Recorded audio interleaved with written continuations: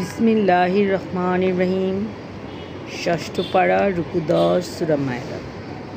হে রসূল, তোমার প্রতিপালকের নিকট থেকে তোমার প্রতি যা অবতীর্ণ হয়েছে তা প্রচার করো।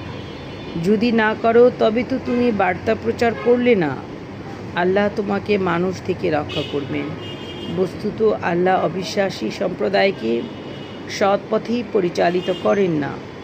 বলো, হে ঐশী গ্রন্থধারীগণ, তাওরাত, ইনজিল ও যা তোমার প্রতিপালকের নিকট থেকে তোমাদের প্রতি অবতীর্ণ হয়েছে, তোমরা তা প্রতিষ্ঠিত না করা পর্যন্ত তোমাদের কোনো ভিত্তি নেই।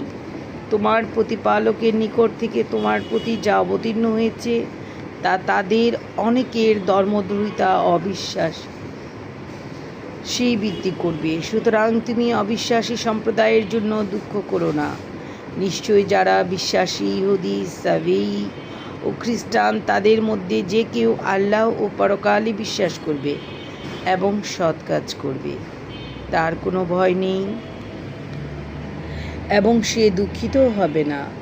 বনী ইসরায়েলের নিকট থেকে অঙ্গীকার গ্রহণ করেছিলাম ও তাদের নিকট রসুল প্রেরণ করেছিলাম। যখনই কোনো রসুল তাদের নিকট এমন কিছু আনে যা তাদের মনপ্রত নয়, তখনই তারা কতককে মিথ্যাবাদী বলে ও কতককে হত্যা করে। আর তারা মনে করেছিল যে তাদের কোনো শাস্তি হবে না, ফলে তারা অন্ধ ও বধির হয়ে গিয়েছিল। তৎপর আল্লাহ তাদের প্রতি ক্ষমাপর হয়েছিলেন। পুরনায় তাদের অনেকেই অন্ধ ও বধির হয়েছিল এবং তারা যা করে আল্লাহ তা দ্রষ্টা।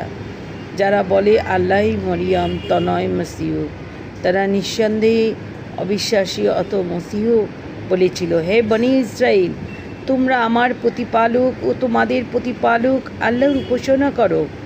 অবশ্য যে কেউ আল্লাহর অংশী করবে, নিশ্চয়ই আল্লাহ তার জন্য স্বর্গ নির্দেশ করবে ও আগুন তার বাসস্থান, এবং অত্যাচারীদের জন্য কোনো সাহায্যকারী নেই। যারা বলে আল্লাহ তা তো তিনের মধ্যে একজন, তারা তো নিশ্চয়ই অবিশ্বাসী। এক উপাস্যক ভিন্ন অন্য কোনো উপাস্য নেই। তারা যা বলে তা থেকে নিবৃত না হলে তাদের মধ্যে যারা অবিশ্বাস করেছেন তাদের উপর অবশ্যই মর্মন্তুদ শাস্তি পতিত হবে।